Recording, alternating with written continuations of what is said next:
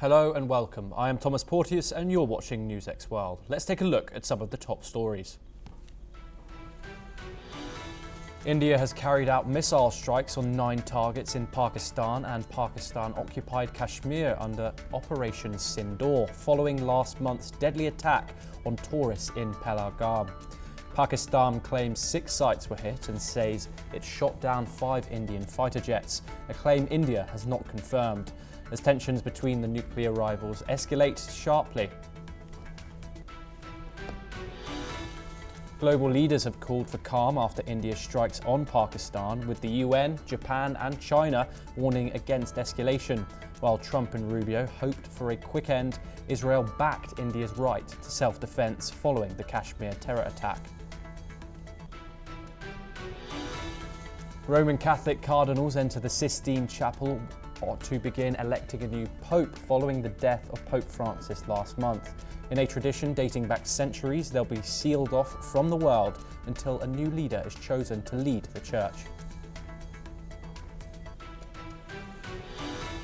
Russia and Ukraine traded fresh overnight airstrikes, with 2 killed in Kiev as drone debris set apartments ablaze. Ukraine says swarms of drones targeting Moscow were intercepted, marking another escalation in the capital-to-capital conflict. Israel's military says it hit Yemen's main airport Sana'a, its second strike in 2 days, targeting Houthi forces. The attack follows a missile launch near Israel's Ben Gurion airport, with Houthi media reporting 3 dead in the latest strike. Chinese President Xi Jinping begins a 4-day trip to Russia, giving Putin a diplomatic lift amid growing isolation. The visit is expected to strengthen the no-limits partnership as China and Russia look to deepen trade and strategic ties amid global tensions. Top US officials Scott Bessent and Jamieson Greer will meet China's Li Feng in Geneva this weekend for crucial trade talks. Markets rallied on the news of the meeting amid hopes it could ease global tensions, with Bessent calling existing tariffs an embargo. Former US President Joe Biden has called Donald Trump's pressure on Ukraine to cede land to Russia modern-day appeasement. In his first interview since leaving office, Biden told the BBC that Putin won't stop until he reabsorbs Ukraine into, quote, Mother Russia.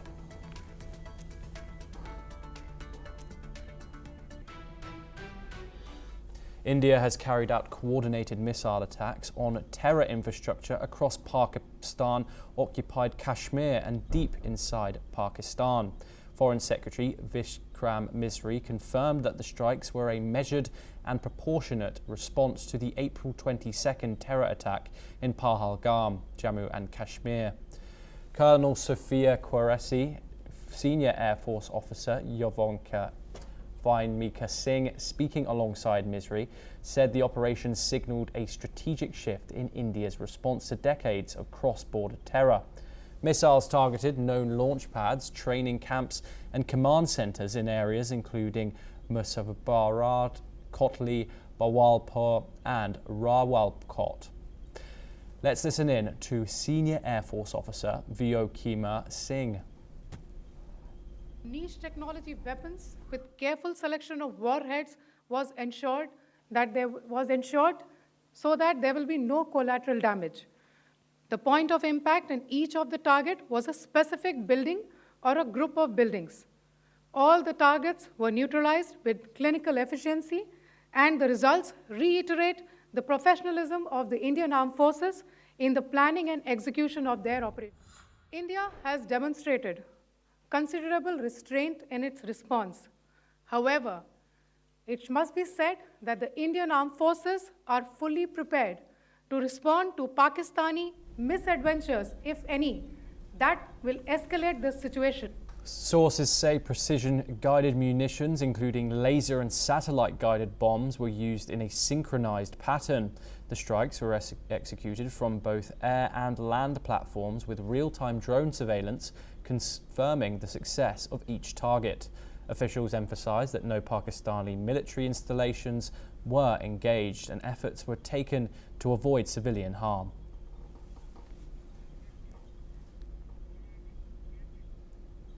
International leaders have reacted strongly to India's recent Operation Sindoor air, missile and strikes against terror camps in Pakistan and Pakistan-occupied Kashmir.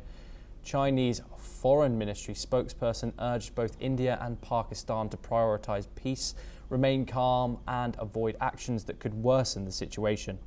Israel's ambassador to India, Reuven Azar, voiced strong support for India's right to self-defence, stating that terrorists should not expect refuge from their heinous crimes. Meanwhile, US President Donald Trump, while acknowledging the anticipated strikes, expressed hope that the violence would end quickly. US Secretary of State Marco Rubio echoed this sentiment, calling for both Pakistan and India to work towards a peaceful resolution while monitoring the situation closely. Let's listen in to what some of the leaders had to say. No, it's a shame. We just heard about it just as we were walking in the doors of the Oval. Just heard about it. I guess people knew something was going to happen based on a little bit of the past. They've been fighting for a long time. You know, they've been fighting for many, many decades and centuries, actually, if you really think about it. No, I just hope it ends very quick. 中方反对一切形式的恐怖主义。我们呼吁印巴双方以和平稳定的大局为重，保持冷静克制，避免采取使局势进一步复杂化的行动。我们愿同国际社会一道努力，继续为缓解当前的紧张局勢發揮建設性。さらなる報復の応酬を招き、本格的な軍事紛争にエスカレートすることを強く懸念しておりまして、南アジアの平和と安定のため、インド、パキスタン双方が自制し、対話を通じて事態を安定化させることを強く求めます。We are joined by retired Brigadier Rajan Jamwal, defence expert. Thank you very much, Brigadier Jamwal, for joining us. What are your thoughts on the events of today, both the strikes itself? What were your thoughts when you woke up this morning and you saw those images coming in from both Pakistan and Pakistan-occupied Kashmir? To be honest, actually, I was woken up middle of the night by one of your sister channels, you know. That's how I came to know. And in fact, before that, I got a call from my daughter in the US. Obviously, she was worried. And so that's how I came to know. That apart, what we have done today, rather the India has done today, it has put Pakistan in a flux. You see, what we have done is military targets. There has been almost zero collateral damage. So what choices do they have? They cannot find equivalent targets in India. There are no terror camps here.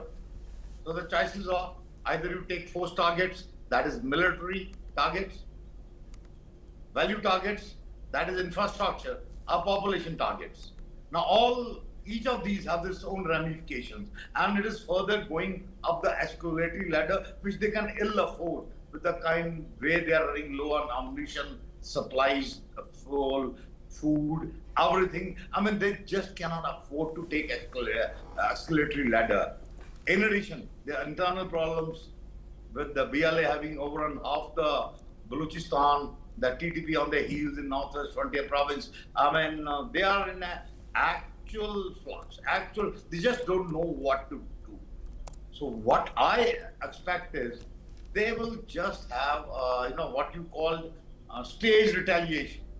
There's something like that Iran did, when it fired those 400 missiles at Israel, it conveyed to Israel through somebody, okay, we are firing these missiles, but don't worry, none of them will reach Israel. And they did not.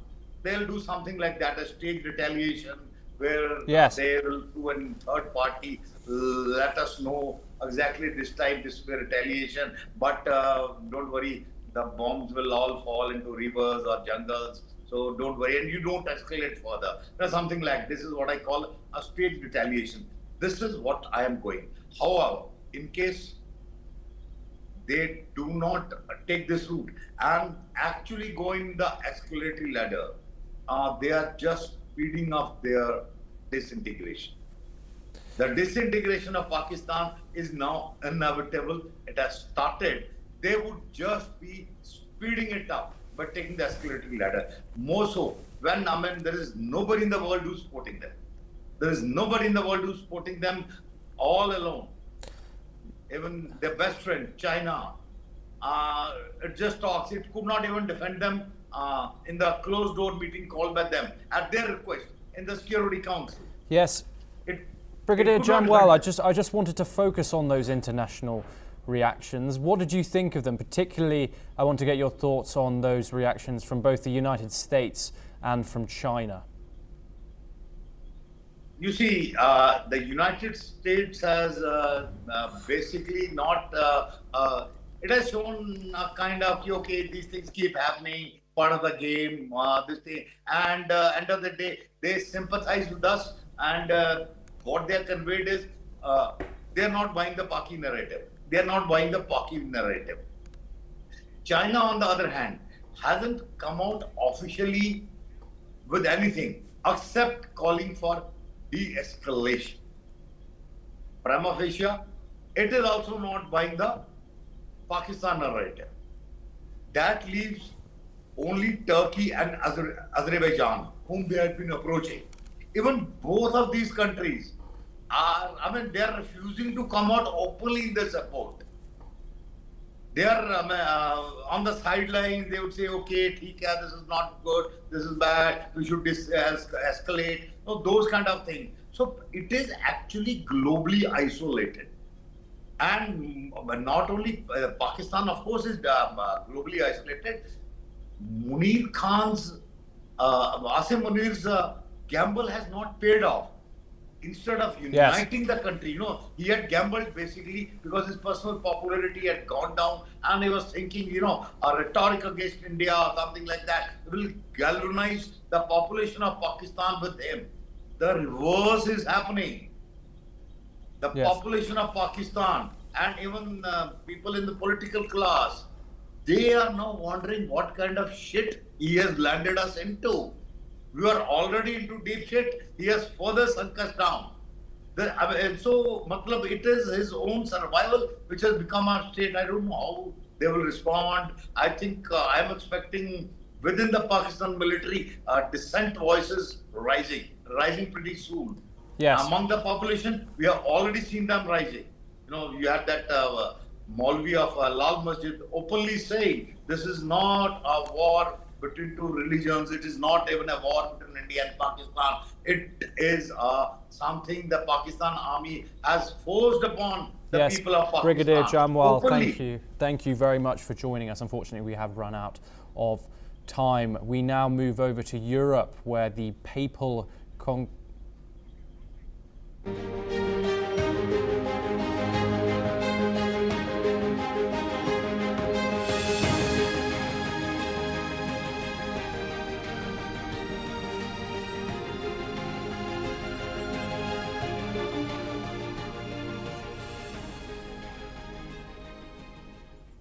As I was saying previously, we now move over to Europe, where the papal conclave to elect a new leader of the Catholic Church is set to begin from today. A record 133 cardinals from 70 countries will enter the Sistine Chapel on Wednesday, up from 115 from 48 nations in the last conclave in 2013. Among them, 52 hail from Europe, 23 from Asia, 17 from South or Central America, 17 from Africa, 20 from North America, and 4 from Oceania. Barred from leaving or making any contact with the outside world, the church leaders must vote until they select the next leader of the world's 1.4 billion Catholics. When the choice is made, white smoke will billow from the apostolic palace. Soon after, the next pope will emerge onto the balcony to greet his flock. The morning service has concluded with a final antiphon addressed to the Virgin Mary, and the cardinals have filed out of St. Peter's Basilica. The cardinals will now take one last long break for lunch and a final period of reflection before gathering in the Sistine Chapel for the start of the conclave this afternoon. In his homily, Cardinal Ray, who is ineligible to vote due to his age, made what seemed to be a Franciscan call to cherish diversity. The candidate who secures 2/3 of the votes is elected as the Pope. Up to 4 rounds of voting can typically take place in a day. If no clear choice has emerged after 3 days, balloting is suspended for 24 hours to allow cardinal electors time to reflect. Another 7 rounds of balloting then takes place, followed by another break, and so on. We stay in Europe now. Ukrainian President Volodymyr Zelensky is urging more pressure on Russia. He demands tougher sanctions to force diplomacy forward. This comes in response to the Russian missile and drone strikes in Kiev early this morning. The strike left 2 people dead and 7 others injured. Several children are among the injured, according to some reports. Fires broke out in residential buildings across multiple districts as drone debris rained down. Air defences intercepted at least 1 missile and 11 drones, but damage remains widespread. Ukraine responded with drone attacks on Moscow and surrounding regions. Russian officials say more than 140 airborne threats were shot down. Airports across the capital were shot down overnight for the 3rd night in a row. Meanwhile, Chinese President Xi Jinping is due to start a 4-day visit to Russia on Wednesday for a high-stakes visit. He will meet President Vladimir Putin and attend the Victory Day parade. The visit signals a deepening alliance amid growing tensions with the West. In another development, Moscow released a sharp diplomatic statement, saying there's no reason to expect improved ties with Germany under Chancellor Friedrich Merz, criticising Berlin's stance on military aid to Ukraine. We move over back to the Middle East, where in a major breakthrough in the Red Sea crisis, the United States and Yemen's Houthi rebels have agreed to a ceasefire, with Oman stepping in as the mediator. The deal is meant to end months of tensions and attacks on global shipping routes. Oman's foreign minister says both sides have agreed not to target one another, a move aimed at restoring freedom of navigation in the region. This comes after US President Donald Trump announced an end to American airstrikes. He says the rebels have capitulated after weeks of US bombardment that reportedly killed around 300 fighters. The Houthis had stepped up attacks on merchant vessels and fired missiles at Israel, saying that they were standing in solidarity with Gaza. They paused during a Gaza ceasefire but resumed threats in March, prompting a strong US military response.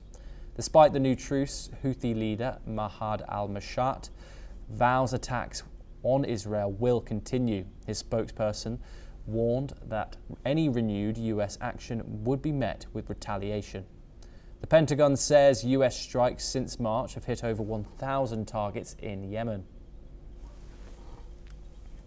Let's now turn back over to North America, where Canadian Prime Minister Mark Carney met with US President Donald Trump at the White House, delivering a clear message that Canada is not for sale. This marked Carney's first meeting with Trump since winning the April 28th election on a promise to oppose US tariffs and reject talk of annexation.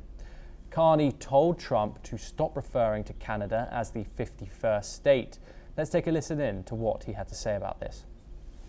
Well, if I may, as you know from real estate, there are some places that are never for sale. Despite their sharp differences, both leaders kept a friendly tone during their Oval Office photo op. Trump described the meeting as great, while Carney called it constructive. They agreed to begin talks on a new economic and security relationship. Let's hear both the leaders' reactions. No, I don't see any tension either. We get along very well with both. They just got to pay a little more money, you know. They're just they're getting away with things that they shouldn't be, and they understand. We had a great meeting today. President Trump and I met today as leaders of 2 sovereign independent nations.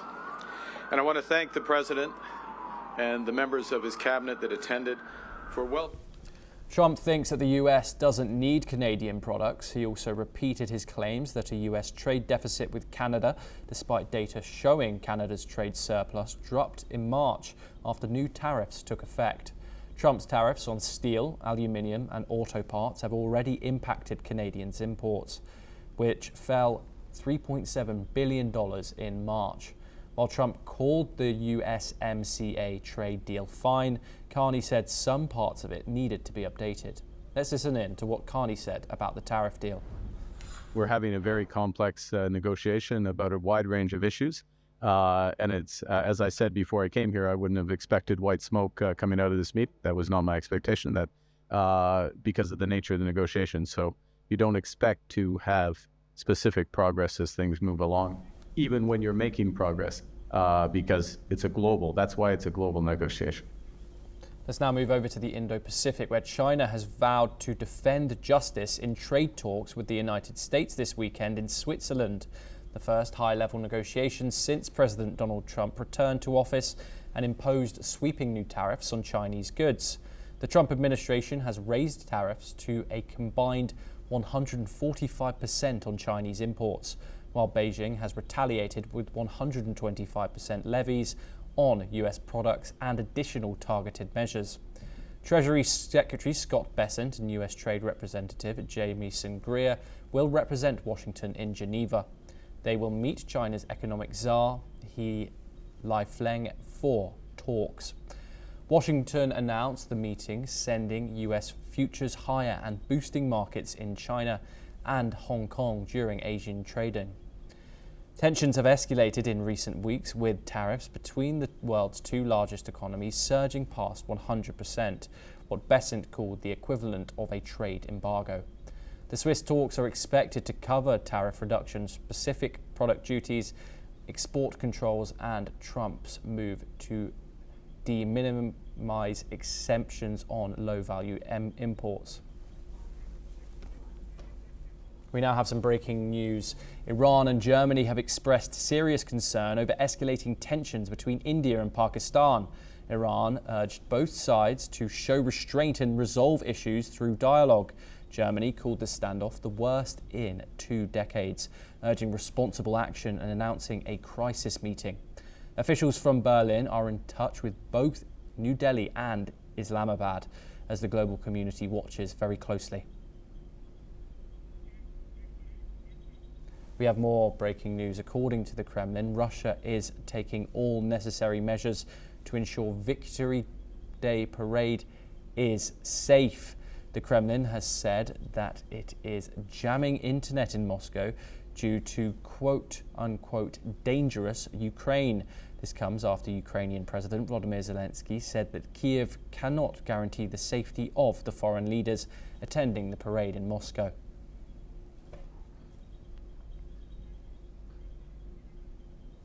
Let's turn back to the Middle East, where Israeli airstrikes on Yemen's Sana'a International Airport, which took place on May the 6th, have caused around $500 million worth of damage, with Houthi media reporting 3 dead and 6 planes, including 3 from Yemeni Airways, were destroyed.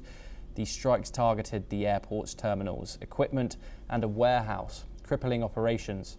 Israeli forces also hit power stations and a cement factory nearby.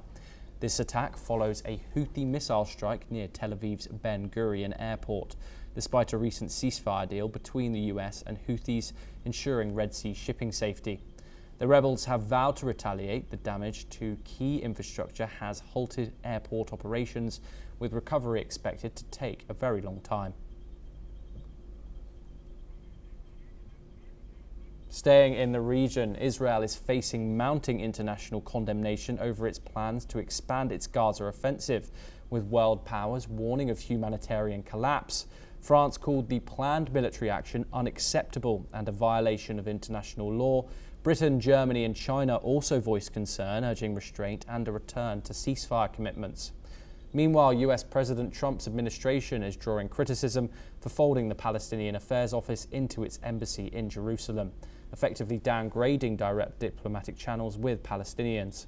On the ground, violence is escalating. Israeli airstrikes killed at least 48 people across Gaza, including women and children, with one strike hitting a school sheltering displaced families for the 5th time, according to some reports coming out of the region. We have some breaking news coming in once again. Gaza's Civil Defense Agency has confirmed Israeli airstrikes targeted a school in Gaza City, and it kills 15 people and injures around 10 people. The school sheltered displaced people in the Tufar neighborhood. Hamas has confirmed that one of its commanders, Khaled Ahmed al-Ahmed, was killed in an Israeli airstrike on the South Lebanese city of Sidon earlier this morning. The strike occurred despite a ceasefire between Israel and Hezbollah. Israel's military has confirmed al-Ahmed's death, describing him as the head of operations in Hamas's Western Brigade in Lebanon. Israel claims that he was involved in weapons smuggling and planning attacks against Israel. Hamas has promised to continue the resistance in his honor. This comes after a truce agreement between Israel and Hezbollah, which required Hezbollah to withdraw fighters and dismantle military infrastructure in southern Lebanon. Lebanon has called the international community to pressure Israel to end its attacks and withdraw its troops. Well, that's all we have time for. We will continue to bring you more international news updates.